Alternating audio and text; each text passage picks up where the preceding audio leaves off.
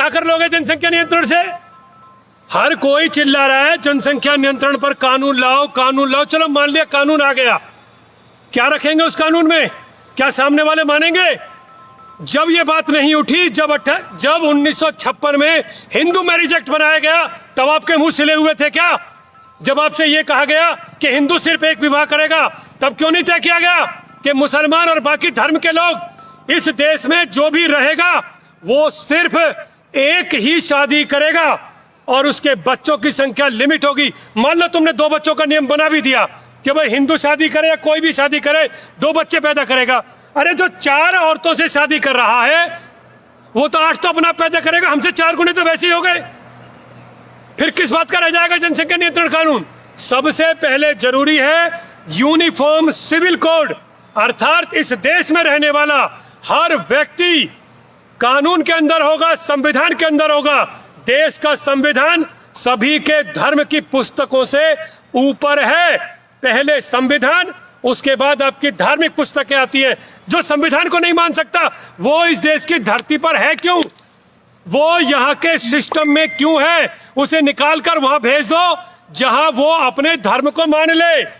यदि आपको हिंदुस्तान में रहना है तो आपको संविधान को मानना होगा, और संविधान में जरूरत है ये तय करने की कि यूनिफॉर्मिटी के साथ सभी पर कानून लागू हो। और तुम क्या जनसंख्या की बात करोगे? एक बात मुझे बताइए, अब मैं जरा बाबा भवंडर की तरह बात करता हूं आपसे। तुम लोग ये कहते हो कि भाई हम दूसरों की जनसंख्या रोकना चाह रहे हैं और वो तो अपनी जनसंख्या नहीं रोकेंगे, तो तुम क्या कर लोगे?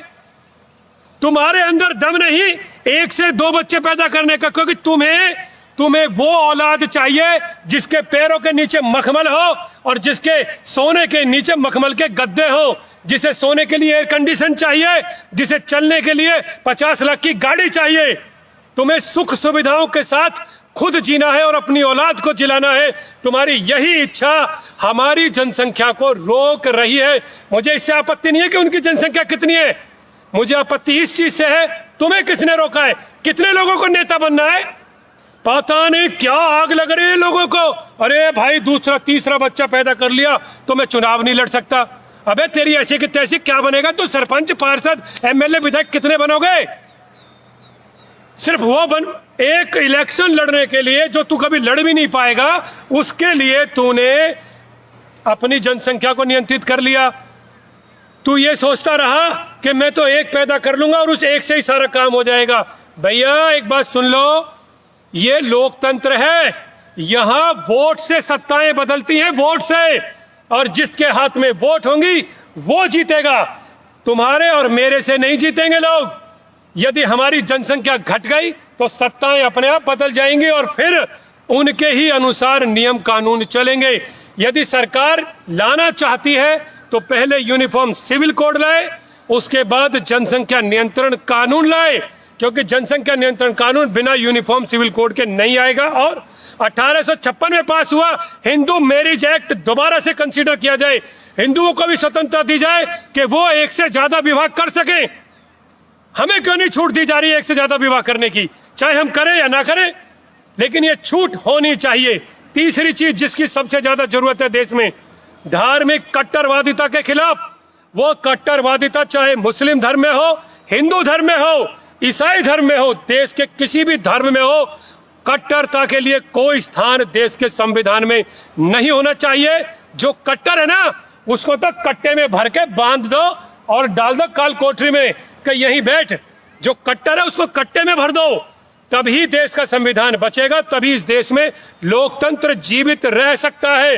बाबा भवंडर ने कानून की मर्यादा में रहते हुए अपनी सभी बातें रखी है। मैंने आपको अपने अधिकारों को पहचानना सीखो।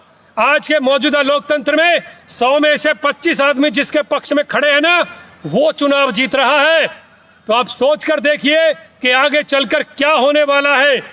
आपने देखा ना क्या हाल हुए बंगाल के चुनाव के बाद, और क्या हाल होगा जब योगी आदित्यनाथ यूपी में हारेगा। तब देखना कि क्या स्थिति 2022 के बाद बनेगी। अगर आपने धर्म के जातियों के ऊपर लड़ना बंद नहीं किया तो देश का लोकतंत्र तो खत्म होगा ही होगा। उल्टा सत्ताओं पर वो लोग बैठेंगे जो लोग चाहते ही नहीं कि देश के मौजूदा धर्म समग्रता के साथ रह सकें। जो ये बोल रहे हैं ना कि वैक्सीन नहीं लगवानी है, वही असदुद्दीन ओवैसी सबसे पहले वैक्सीन लगवा कर बैठा है। सोच कर देखना कि ये किन लोगों को भड़का रहे हैं। आप सभी ने बाबा बावंडर की सुनी, फिर से कह रहा हूं, आखिरी क्लोज करने से पहले कुछ भी करना, सबसे पहले यूनिफॉर्म सिविल कोड, उसके बाद जनसंख्या नियंत्रण, ये दो मुद्दे होंगे 2022 यूपी चुनाव के, और यही दो मुद्दे होने चाहिए 2024 चुनाव के। तभी देश का लोकतंत्र बचेगा, आने वाली पीढ़ियां तभी सर उठाकर जी पाएंगी। जय हिंद, जय भारत, जय हिंदू।